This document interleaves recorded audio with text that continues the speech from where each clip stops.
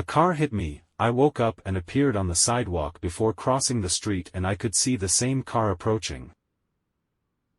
What's your creepiest glitch in the Matrix or unexplainable thing that's ever happened to you? My friend Sarah was in a nightclub, drunk off her face, when she got an overwhelming urge to tell a total stranger that her leg hurts. It didn't. All a bit strange. She ignores it, but it doesn't stop, so she walks up to this guy and says, "I know this is crazy, but I've got a huge urge to tell you my leg hurts." I know that's crazy, again. Sorry. But he bursts into tears. Turns out his dad had just died, and they made a pact before that if there was an afterlife he would get a message to him saying a totally random phrase, so there could be no mistakes, which they decided was, "I've hurt my leg." Someone replied, "I love this story. It reminded me of a glitch when I was at a perfect level of fucked up. I was partying at someone's rooftop Airbnb after the bar, and I had the perfect buzz going on. I met a guy, who looked oddly familiar, but I couldn't place him. I introduced myself and told him he looked familiar, and he said he didn't recognize me. He was here on business and lived 5,000 kilometers away. A picture of a small girl and a baby came into my head, almost like a memory. I said, "You have a daughter around 5, right, and a newborn?" And then I blurted out, "Well, your grandpa is your newborn reincarnated." He responded with, "What? I do have a 5-year-old, and my grandpa just passed away, and we are planning on naming our baby after him. The baby is expected to be born any day now." He was shocked. I was shocked too. Where did that come from? I felt as though I knew his entire life.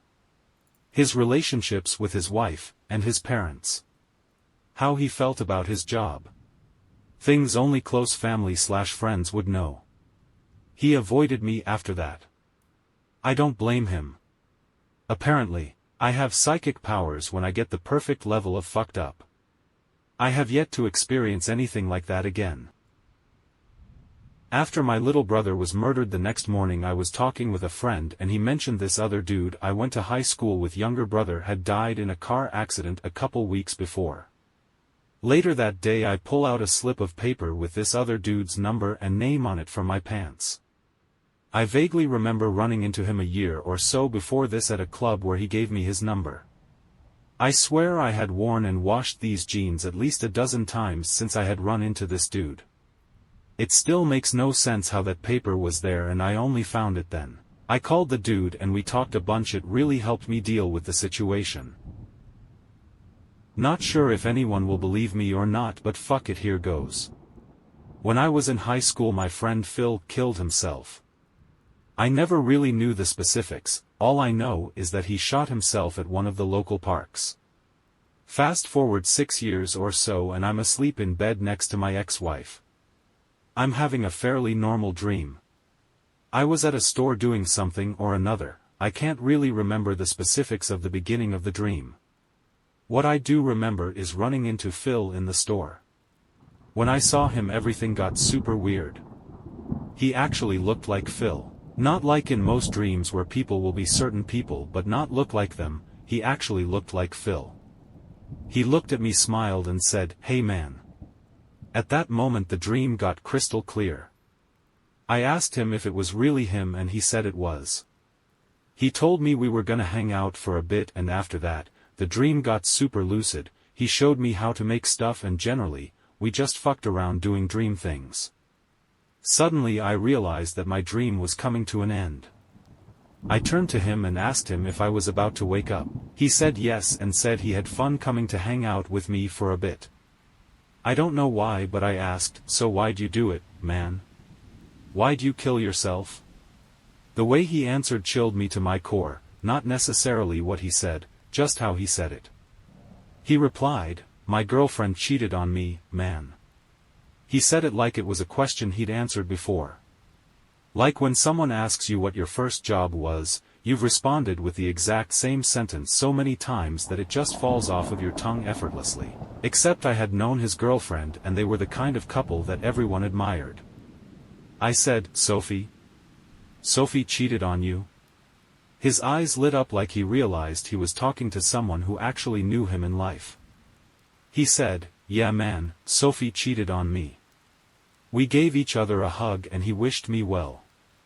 I woke up and felt super strange. It was somewhere around 2 or 3 in the morning.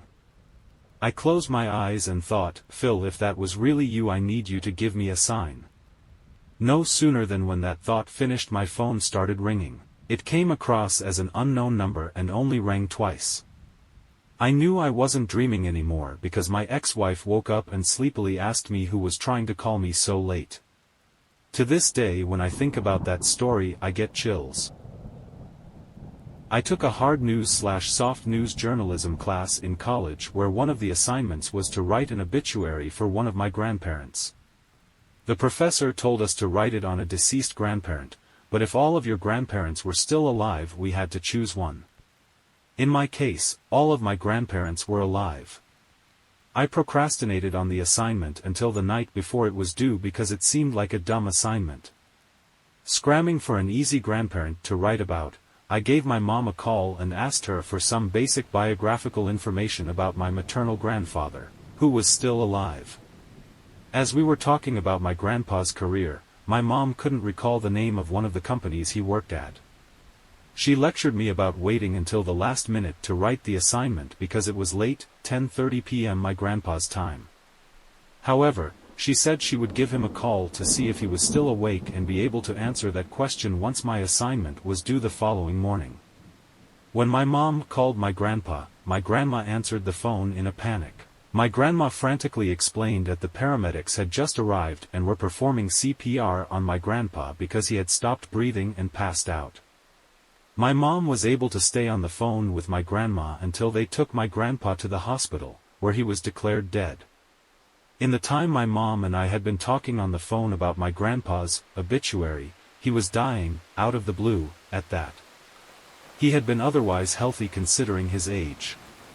We ended up using the obituary I wrote for that writing assignment as his actual obituary. Still freaks me out when I think about the timing. Taking the trash out at night, a super remote area, so I know for a fact we're the only ones around here, getting close to the road, and I hear very clearly, "Help me," from a female voice. Even knowing there's such a slim chance of there being another living person around, I still feel like I should look around and check it out in case I wasn't just hearing things and someone actually needed help. Take about 2 steps in the direction I thought I heard it, hear a giggle in the same exact voice, turn around, and walk promptly back up the driveway because fuck that shit. Anyone who actually needed help wouldn't be laughing, I don't think. I was 11 or 12, in the early 70s. Dad came home one Friday and announced we were going to Kings Island, a fairly new amusement park, tomorrow. I begged him to let me invite my friend Chris to come along. He said okay, as long as Chris could pay his way. Great. Off to the phone, I went. Pick it up, no dial tone. Hello? __God, is that you? Chris? I was just calling you, what's up? I was calling to ask if you'd like to come to Kings Island tomorrow, but you have to pay your own way. No phone ever rang, we both called each other at the same time, to ask the exact same thing. Someone replied, I was around the same age when the ring came out. My friend from school and I both brought the DVD to school on the same day, just to show people we had it, I guess, and then when I went home I decided to watch it. At the part when Naomi Campbell gets the phone call, I just about jumped out of my skin because my phone fucking rang, at the exact time the movie phone did. Who was it? It was my friend from school, calling me to tell me that she had just been watching the movie and had the exact same thing happen to her, and it freaked her out. Always thought that was a weird coincidence. I had a very important document that I only ever kept in one place. I kept it in the top drawer of a small filing cabinet. I never moved it and would always see it in that drawer whenever I opened it for whatever reason. The day came that I needed it now and I didn't sweat it because I knew exactly where it was. Well, I'd be damned if it wasn't there. Cue a panic attack. I tore that filing cabinet up. I removed everything and spread it out, flipped papers over, dug through envelopes, shook everything out, and shined a flashlight all through the emptied cabinet in case it was somehow stuck to the sides. I mean, it was not there. I can assure you no one took it or was messing with me. I was so frustrated. I even looked through other parts of my house, but I knew it wouldn't be in any of those places, and it wasn't. I was intermittently going back to that dumb filing cabinet. No luck. Super irritated, I searched the rest of the house again and, on my way back downstairs where my filing cabinet was, I called out in frustration, "Okay. Bring it back." I don't know who I thought I was talking to because I was alone, but you guessed it. I found it in the top drawer of my filing cabinet where it should have been in the first place. I was relieved and totally freaked out.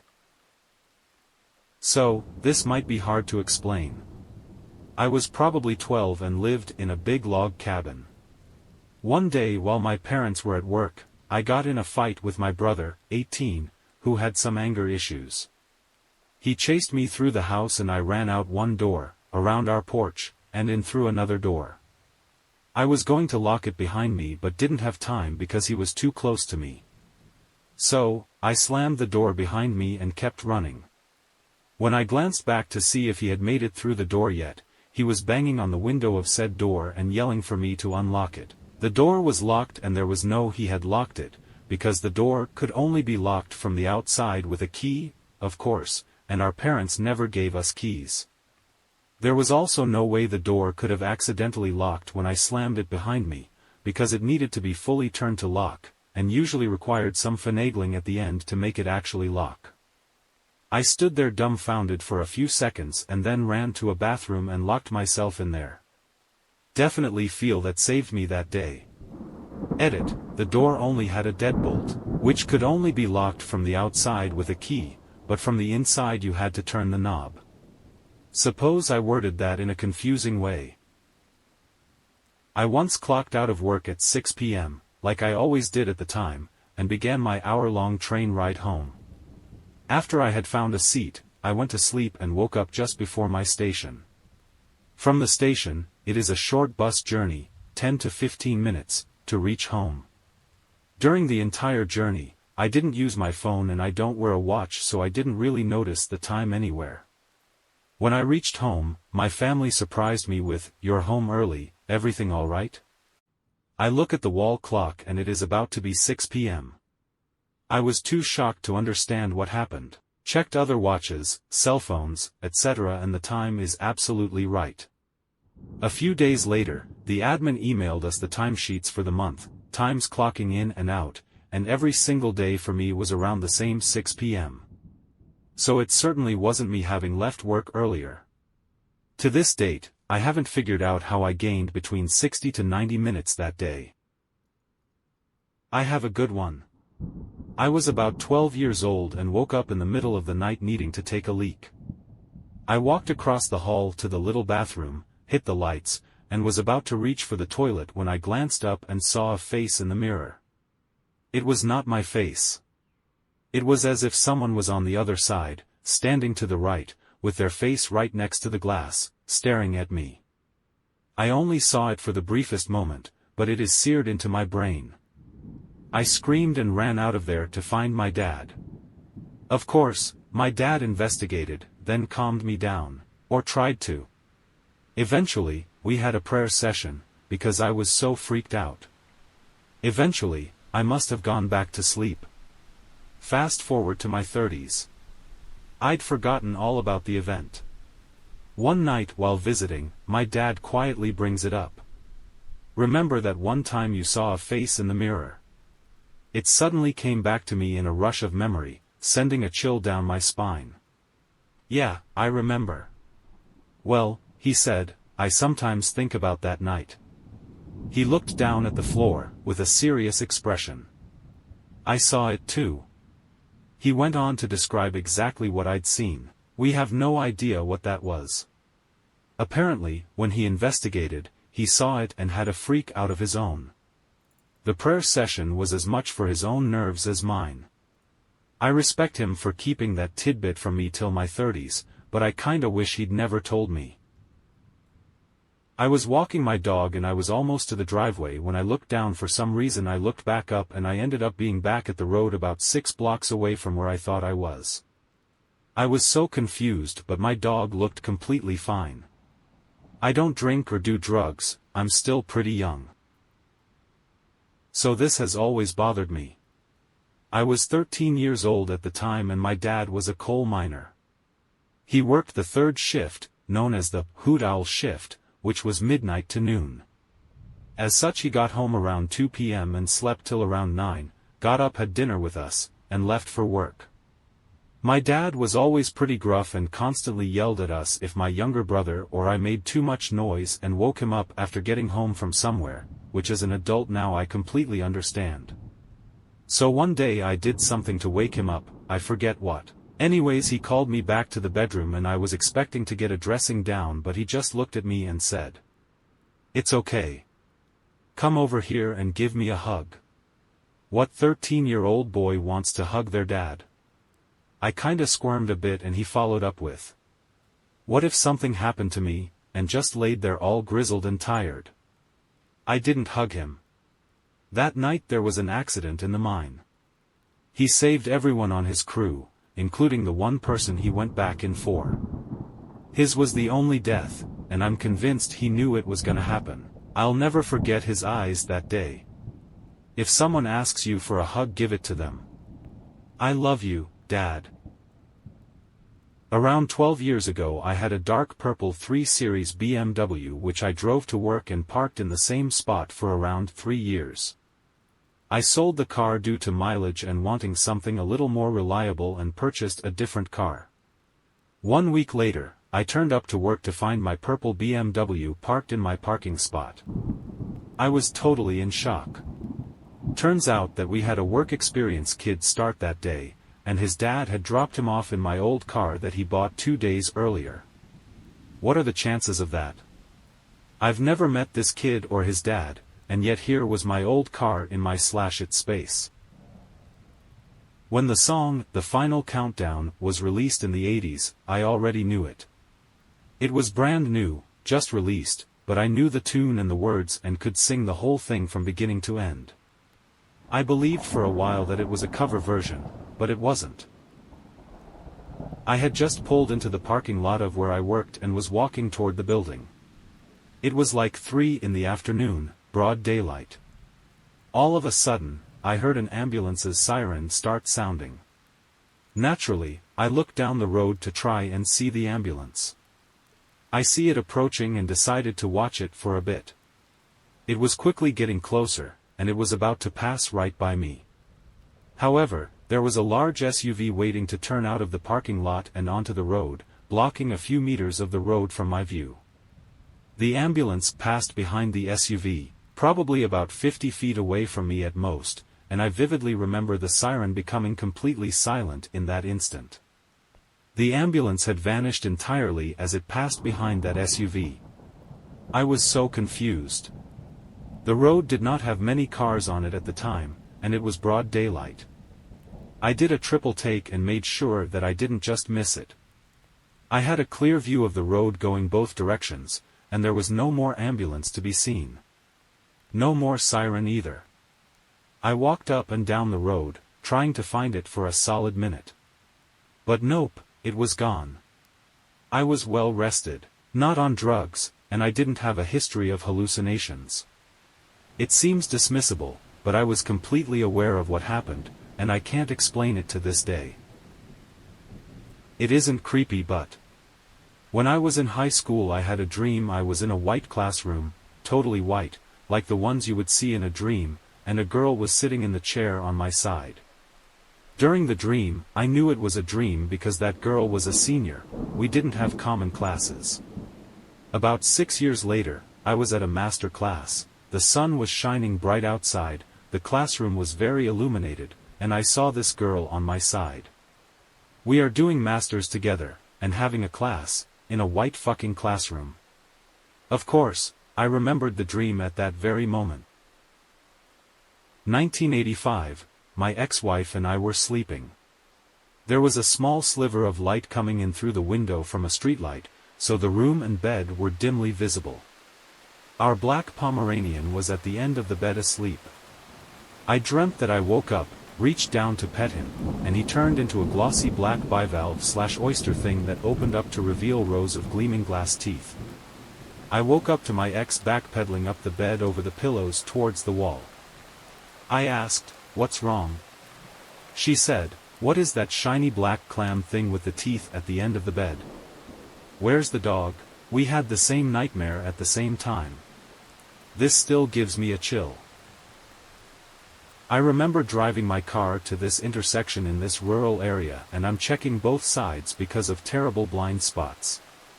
In the corner of my eye, my mother is sitting there and says something like, "It's all clear my way." I look back and she isn't there.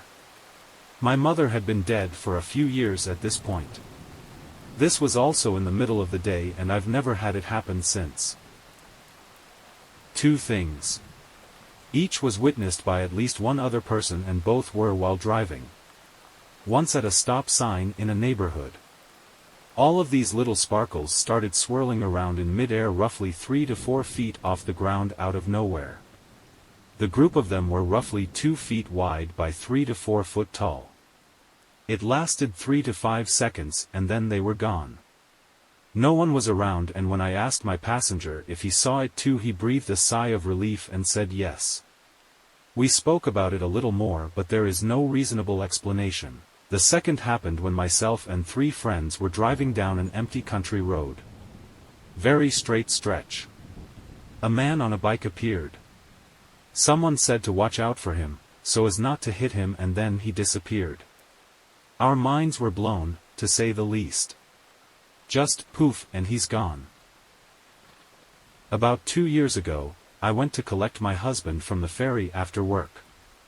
My husband got into the car, and as I was driving very slowly out of the car park, we both noticed 2 people standing a few meters in front of our car. It looked as though they were strangers, older-looking professionals, both walking to their separate cars in different areas of the car park. The man was reaching into his side bag and the lady was further ahead than the man, with her head turned to the right.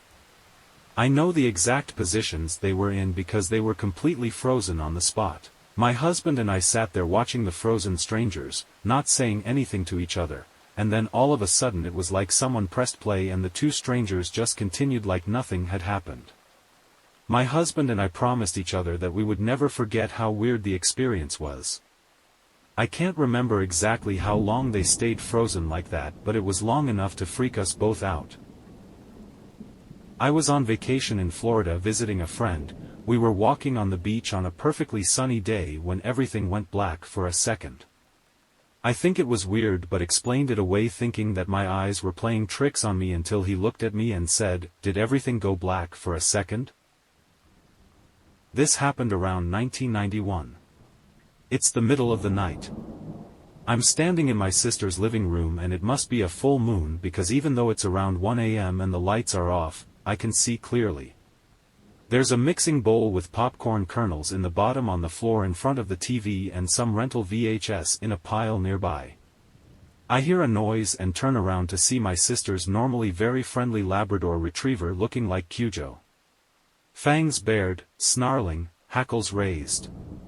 Suddenly there's a bright flash of light and I wake up like I hit the bed from a great height. I think that was a weird dream. Eventually, I fall back to sleep and in the morning I call my sister, planning to tell her the story, but she preempts me by telling me about the weird thing that happened in the night. They woke up to the sound of the dog snarling at about 1 a.m. Her husband thought there was a prowler in the house, got a gun, and went to find the dog. She was standing in the living room snarling at the middle of the room. He couldn't see anyone, so he flipped on the light. No one was there. The dog instantly stopped snarling and walked to her bed like nothing had happened. He checked the property and went back to bed. We talked a bit and I found out they watched some rental movies. Of course we had popcorn. Why? She asked me. My sister is a little woo-woo at times, so I decided not to tell her about my night. She lived about 450 miles away, by the way. I died. I saw it, I lived it. Either it was another world with a version of me that died I saw, or I'm going crazy but I died. We had a pep rally in school, and after it was finished we had to go back to class. Well, my friend and I were not into that, so we wanted to go across the street to Sonic. Across the school, there is no heavy traffic, but if you don't pay attention you could get hit. Well, I remember walking with him and he dropped something, so I went across the street first. I just saw a red Tahoe heading right for me and I got hit. I remember everything. I remember gasping for air, I remember waking up and sleeping again. Then nothing. All of a sudden I was back in the stadium again and the exact same words came out of the principal's mouth. My friend wanted to go get Sonic, but I was freaking out. Was asking him everything. I thought it had to be a dream, so I went with him just to see what would happen. He dropped his stuff again and I waited. To my horror, that same red Tahoe showed up. I told him that I was going back to school and that I ain't dying again. I can still see the other version of me on that street, just messed up. Not even moving. This summer I bought my girlfriend a last-minute birthday trip to go kayaking around the San Juan Islands off the Washington state coast. After a long drive and ferry trip, we found the tour group of about 20 people and were then shuffled into a shuttle van for a ride to the beach. Now, my girlfriend has a unique name similar to the name of a famous painter. Let's say it's Rebecca Warhol just for fun. It's not. She's a little ray of sunshine and started chatting with the middle-aged woman sitting next to her on the shuttle as we waited to leave. The woman noted that she had always loved the name Rebecca, as it was her mother's name. They made pleasant small talk in the van until the tour guide passed around the sign-in sheet for all of us to fill out. That's when things got strange. My girlfriend wrote her full name on the sheet and passed it on to the woman, who immediately shouted, "Oh my God," and started crying. After a few minutes of total confusion, she told us Rebecca Warhol was my mother's full name, and these islands were her favorite place in the world. She passed away this summer from cancer and we've traveled hundreds of miles to spread her ashes here. We were stunned. I literally picked a random date, time, and tour company, and then we were split into the same group as this woman, and my girlfriend was sitting right next to her on the shuttle. What the hell? She continued by saying, "My daughter told us that Nana Rebecca would be with us on this trip, and I didn't believe it until now." It was the most unbelievable coincidence we had ever experienced and has totally convinced me that there's more to this world than we think. As my brother later said, the universe winked at us that day. Subscribe so you don't miss the next videos.